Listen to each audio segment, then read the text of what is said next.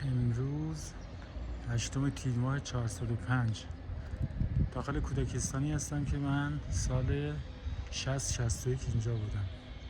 البته الان کوبیدن ساختن، ولی همون شکلی ساختن، یعنی ساختمون شبیه ساختمون اون موقع است. خیلی برام خاطر انگیزه. دیواراش بلندیش همون اندازه ساختن.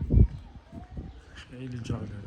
بعد این همه سال دوباره میام اینجا رو میبینم.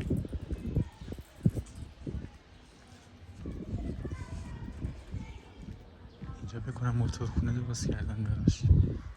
یه حیات این بره، در ورودیش رو به بیرون. این دره که روبرو میبینید اون موقع هم همین شکلی بود. فکر کنم خونه دوستم بود، اسمش سیامک بود. در عوض نشده. اینم داخلشه.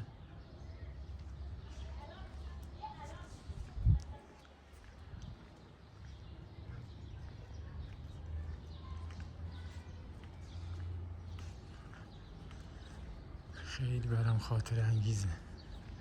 اون موقع در ورودی از این ور بود، ولی الان بردن در ورودیاشو رو به غرب و شرق. اون موقع از شمال بود، یعنی در ورودی ساختمان.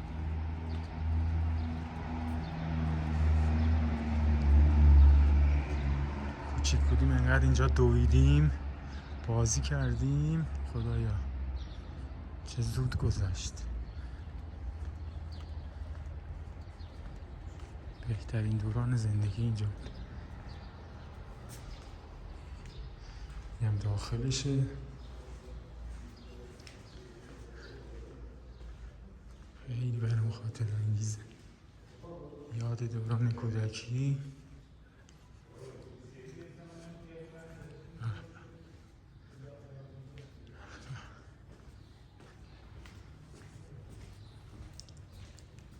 کلاس ما اینجا بود، یعنی جاش شده الان اتاق کامپیوتر.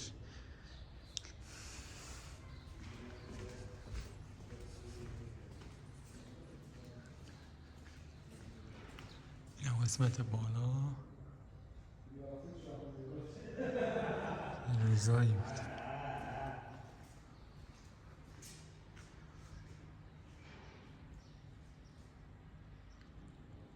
یاد اون روزا بخیر، یادش بخیر.